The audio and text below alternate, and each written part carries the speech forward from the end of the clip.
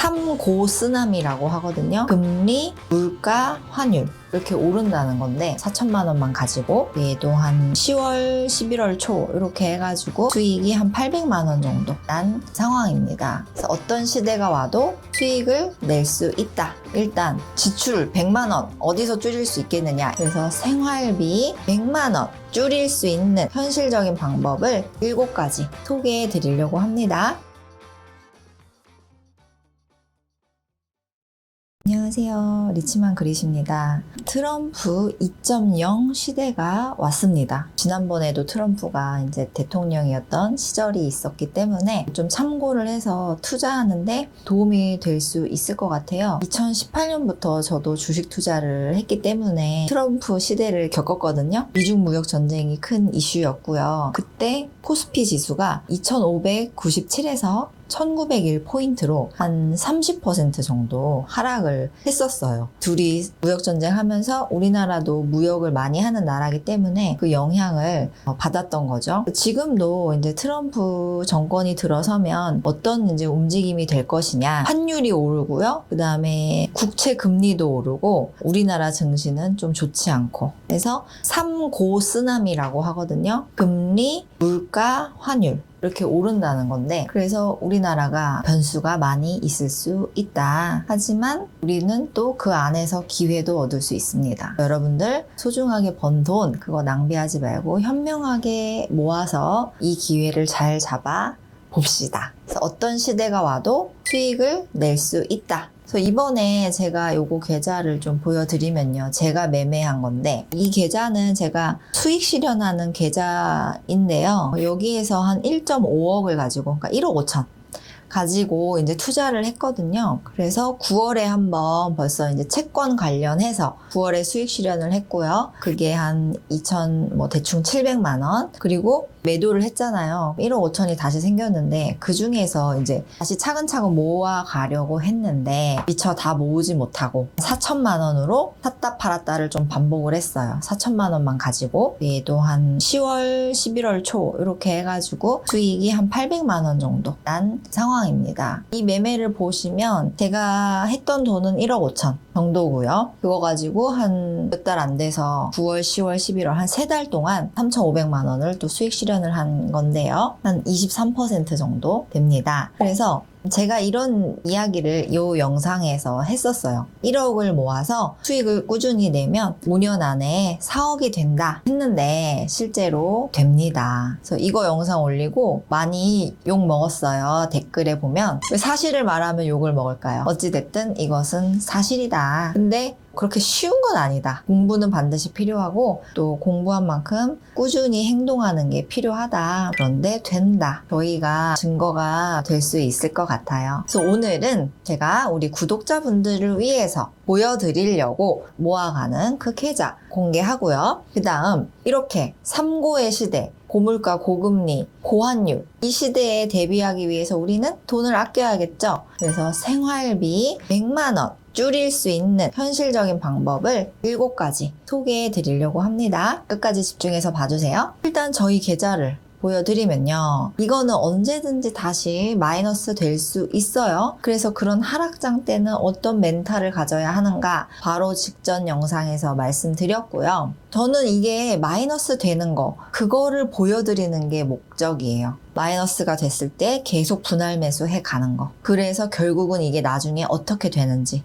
그거를 보여드리고 싶어서 시작한 계좌예요. 그래서 저는 마이너스 되는 거 엄청나게 반기고 있습니다. 두렵지 않아요. 일단 자산 배분 포트폴리오 보여드리면 이거는 11월 12일 상황입니다. 매입 금액에서 현재 평가손익이 한 350 정도 별로 의미 없다. 계속 가져갈 거라서 지금 당장에 이런 것들은 그다지 의미는 없습니다. 계속 모아간다는 게 핵심이죠. 그 다음에 저희 부부 연금저축 이거는 슈드 S&P 500 했었는데 최근에 채권을 좀 샀고요. 채권이 너무 가격이 좋기 때문에 그거를 좀 사서 이런 상황입니다. 근데 이번 달에 또 사야죠. 이번 달에도 아마 채권을 사지 않을까 싶습니다. 왜냐면 지금 채권이 연 배당이 한 4% 가까이 돼요. 괜찮죠? 그러니까 배당 계속 받으면서 주가도 저렴한 상황이기 때문에 길게 봤을 때는 괜찮다. 그 다음에 아이들 연금저축 계좌입니다. 아이들께 가장 좋아요. 40%인데 심플합니다. S&P 500 토털 리턴이고요. 국채 마찬가지로 좀 담았고요. 여기서 여러분들이 채권에 대해서 좀 궁금해 하실 수 있을 것 같아요. 연준에서 기준금리를 지금 2차례 내렸어요. 근데 왜 그러면 채권 가격이 올라야 되는데 왜 채권 가격이 떨어지지? 이렇게 생각하실 수 있는데요. 여기서 생각해 볼 것은 금리가 두 종류 있거든요. 기준금리, 시장금리 이렇게 두 개가 있어요. 그래서 기준금리는 연준에서 발표하면 그대로 움직이는 금리예요. 근데 이 시장금리는 뭐냐면 채권을 발행을 하면 그 채권을 매수해 줄 사람이 있어야 하죠. 발행과 매수자 사이에 또 형성이 되는 금리가 있어요. 그게 시장금리인데 이게 어떻게 움직이냐면 트럼프 시대에는 돈이 지금 많이 필요해요. 공약을 실행하기 위해서는 돈이 많이 필요하거든요. 그러면은 트럼프가 이제 미국 국채를 발행을 해야 돼요. 그래야 돈이 생기는 거거든요. 그럼 이 국채를 누군가 사줘야 돼요. 근데 이 사는 사람들이 고금리를 원하는 거예요. 너가 금리를 좀 많이 줘야 내가 사지. 이렇게 고금리를 원한단 말이에요. 이 채권을 매수해 줄 사람들이. 그래서 오히려 기준금리는 낮춘다고 하는데 이 실제적인 채권을 사주는 이 채권 시장에서는 금리가 조금씩 올라가는 거예요. 그래야 이 채권을 사주기 때문에. 그래서 이런 시장금리가 반영이 되면서 채권 가격이 떨어지고 있습니다. 이 개념을 좀 아셔야 돼요. 어쨌든 뭐 당분간 채권은 기준금리가 내린다 해도 이 시장금리 때문에 트럼프가 채권 시장에서 찍어내는 돈이 많아서 채권은 계속 어려울 수 있겠어요. 가격이 계속 하락할 수 있겠다. 그런데 이거는 기회다.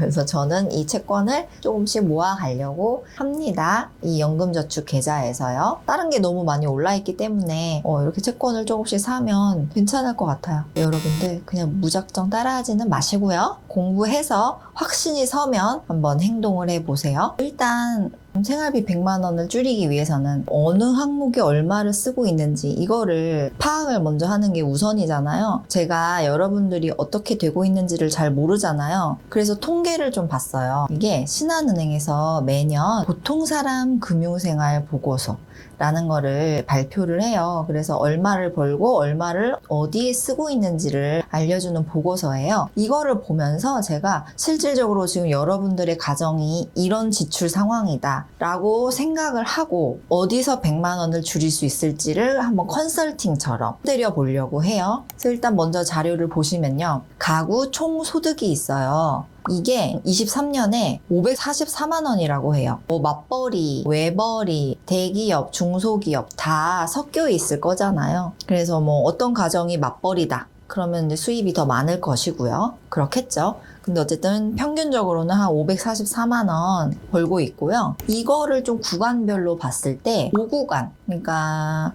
소득이 상위 20%, 구간이 1,085만 원이라고 합니다. 그래서 아마 맞벌이 하면은 여기에 해당이 될 것 같기도 하고요. 그렇습니다. 그 다음에 이제 소비가 중요하죠. 소비는요, 한 달에 써서 완전히 나가는 돈, 그게 276만 원이래요. 아까 평균 소득 544만 원 중에 276만 원은 그냥 아예 나가는 돈이다. 그런데 그 나가는 항목이 또 딱 있어요. 너무 좋죠? 식비 23만 원, 교통비 14, 월세 관리비 공과금 한 13 정도, 교육비 10, 의료비 5, 의류 5, 여가 7, 모임회비 4, 용돈 6, 기타 소비 13 이렇게 지출을 하고 있다고 합니다. 그리고 이거와 별도로 부채, 아까 나가는 돈 그거랑 별도예요. 부채 상환은 한 달에 54만 원 정도를 한다고 해요. 부채 상환액은 주담대가 크죠. 54 정도 되고요. 그 다음에 뭐 일반 신용대출, 마이너스 통장, 자동차 대출, 약관 대출, 뭐 학자금 이렇게 해서 부채는 총 합치면 한 100만 원 정도 나가더라고요. 지금 각 가정에서. 그러니까 부채도 뭐 나가는 돈으로 이제 생각을 하면은 지출이 누적해서 376인 상황이죠. 거기서 월 저축 투자액이 한 100만 원 정도 된다고 해요. 수실지금 CMA. 이거 그래도 많이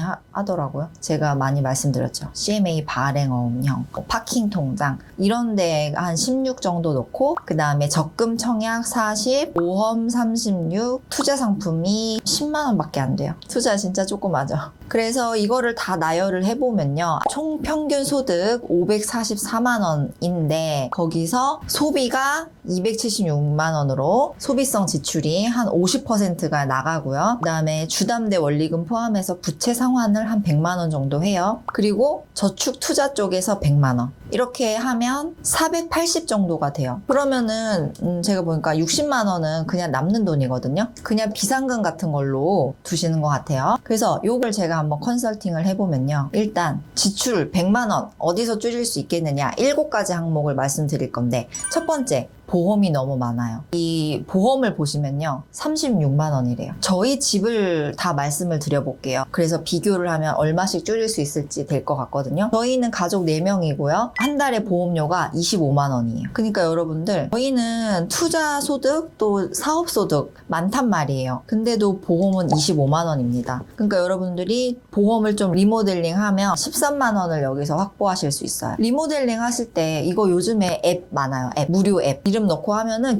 지금 갖고 있는 보험을 다 분석을 해서 여기서 너무 뭐가 많은지 또 뭐가 부족한지 알려주거든요. 그런 앱을 좀 활용을 해보세요. 그런데 그거 활용을 했을 때 뭐 이렇게 하면 좋습니다 라고 오거든요. 그러면서 가입하시겠습니까? 오는데 그렇다고 바로 가입하시면 안 돼요. 생각해 보시고 그 견적도 한 그래도 2군데 3군데 정도 리모델링 앱을 사용을 하고 하시면 좋을 것 같아요. 그리고 여러분들이 이 보험이 저축성 보험 있잖아요. 얼마는 사라지는 건데 얼마는 모여서 뭐 해지할 때 얼마를 드립니다. 그런 거는 일단 이런 저축성은 다 빼시면 또 줄어들어요. 보험금이. 그래서 저는 전부 소멸성이거든요. 그냥 돈을 넣고 그냥 끝. 그래서 나중에 만기가 됐을 때 저한테 들어오는 돈은 아무것도 없이 다 그런 거예요. 그런 게 보험료가 저렴해지거든요, 아무래도. 그래서 여러분들 일단 보험 쪽부터 리모델링을 꼭 한번 해보세요. 여기서 13만 원 정도 줄일 수 있고요. 두 번째는 아이들 사교육비 그리고 아이들 그 용돈, 우리 각자가 받는 용돈 그런 거를 좀 줄이셔야 돼요. 저희를 말씀을 드리자면 저희 집은 용돈을요 그냥 주는 거 없고요. 뭔가 미션을 달성하면 그거를 한 달치를 누적을 해서 그 다음 달에 용돈으로 주는 방식. 그래서 지금은 미션이 뭐냐? 저희는 밤 9시가 되면 이제 각자 방에 들어가거든요. 아이는 중1 초사. 근데 밖에 있어봤자 배회하고 막 둘이 싸우고 이러니까 그냥 각자 방에 가서 들어가라. 밤 9시에. 그렇게 하는데 9시까지 거실 정리 정도, 자기들 방 정리, 그리고 이 닦기 그것까지 스스로 알아서 밤 9시까지 하면 첫째는 2,500원, 둘째는 2,000원을 하루에 적립을 해줘요.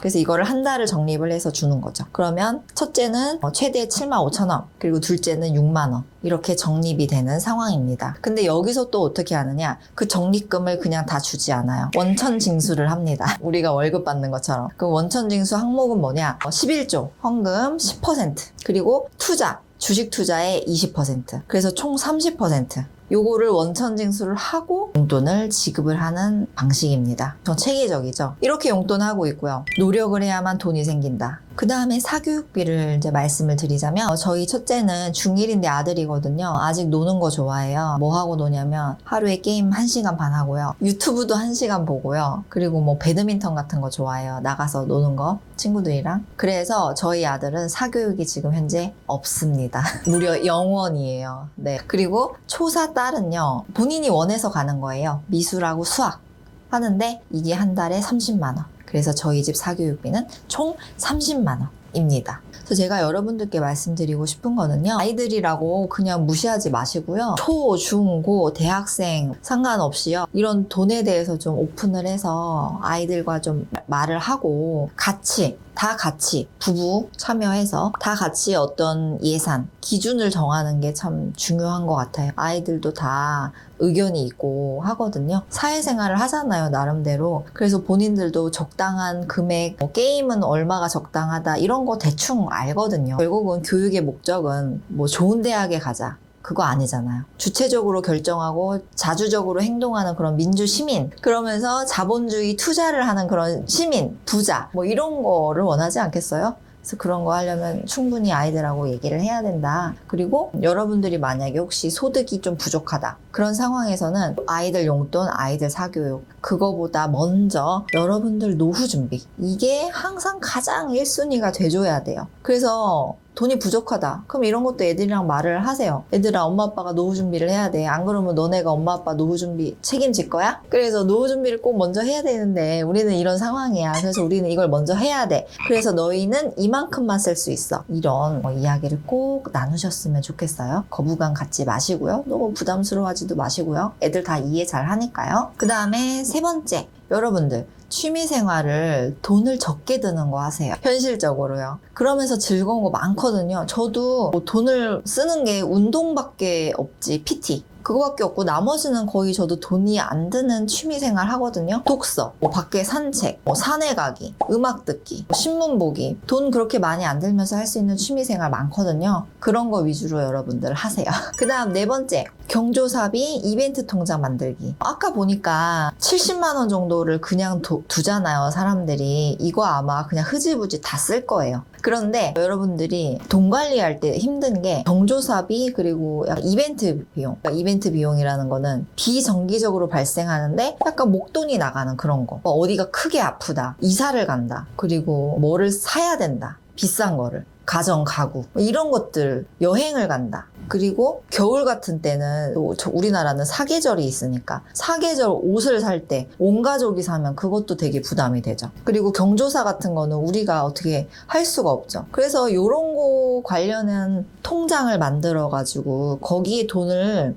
여러분들이 이제 보너스 같은 거 받잖아요. 그러면 보너스 받은 돈을 이 통장에 딱 넣어놓는 거예요. 그래서 이 통장에도 체크카드를 연결을 해서 그 안에서 돈을 쓰는 그 훈련을 하는 거죠. 이게 갑자기 목돈이 나가면 의욕이 꺾여요. 돈 관리할 때. 그래서 막 하기 싫어지거든요. 이렇게 내가 힘들게 돈을 모으고 있었는데 갑자기 돈이 막 목돈이 몇백이 나가버리면 어떻겠어요? 의욕이 상실되는 거예요. 그렇기 때문에 여러분들이 여기서 경조사 이벤트 나가는 통장을 따로 갖고 계셔야 돼요. 그래서 이 통장으로 그걸 방어를 하시고요. 내가 평소에 하던 그 루틴은 계속 이어갈 수 있는 거죠. 그러면 이렇게 꼭 해보세요. 다섯 번째, 주유비, 교통비 아끼기. 그래서 운전이 꼭 불가피하다. 그런 분들은 운전을 해야겠지만 그 외에는 대중교통을 좀 사용하시고요. 대중교통도 저는 한 정거, 두 정거장은 그냥 걸어 다녀요. 하루에 10,000보씩 걷는 거는 뭐 습관이기 때문에 많이 걷거든요. 여러분들 이런 것도 아끼면은 꽤 돈이 되고요. 여섯 번째, 알뜰폰 가입하기. 알뜰폰에 가입하면은 이것도 아마 꽤 쏠쏠하게 4인 가족이라고 치면은 많이 아낄 수 있거든요. 처음에는 좀 번거롭겠지만 아까 보험 리모델링처럼 한 번만 좀 세팅을 하시면 여기서도 아낄 수 있는 부분이니까 한번 알아보시고요. 저는 이거 7번이 진짜 중요하다고 생각해요. 7번.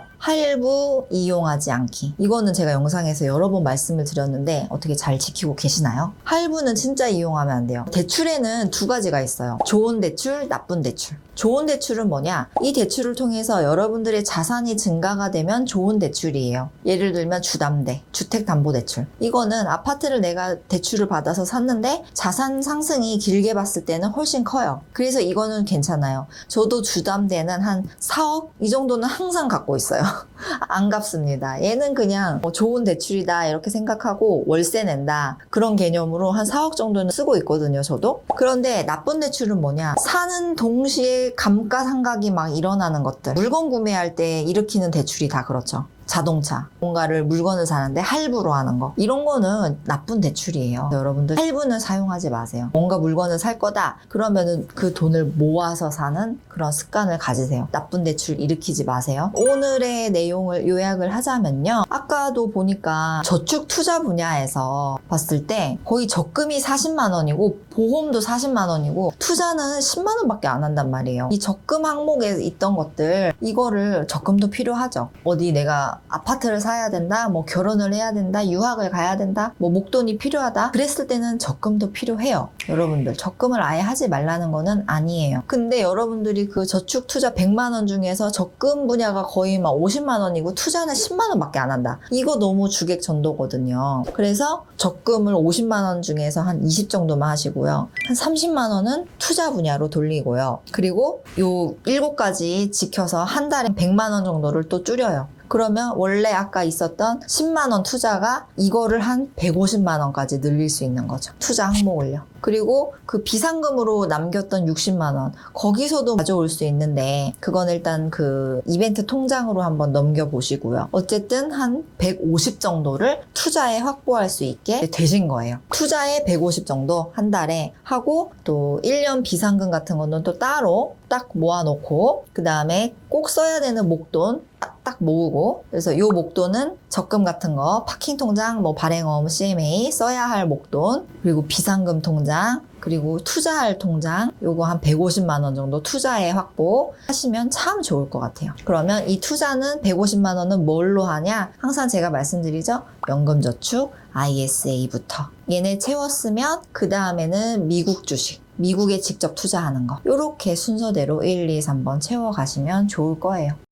제가 드리는 무료 자료들, 무료 전자책, 무료 파일들 되게 많아요. 더보기 고정 댓글에 있으니까 꼭 받아가시고요. 지금 제가 이거만으로도 제가 만족이 안 돼서 여러분들께 드리고 싶은 무료 강의를 지금 기획을 하고 있습니다. 그래서 요것도 한번 오픈을 할 거니까요. 나중에 요 무료 강의 한번 꼭 받아보세요. 구독, 좋아요, 알림 설정 하시고요. 저랑 같이 계속 점점 부자 됩시다. 우리 아이들도 부자로 만듭시다. 오늘 하루도 건강하고 행복하게 보내세요. 다음에 만나요.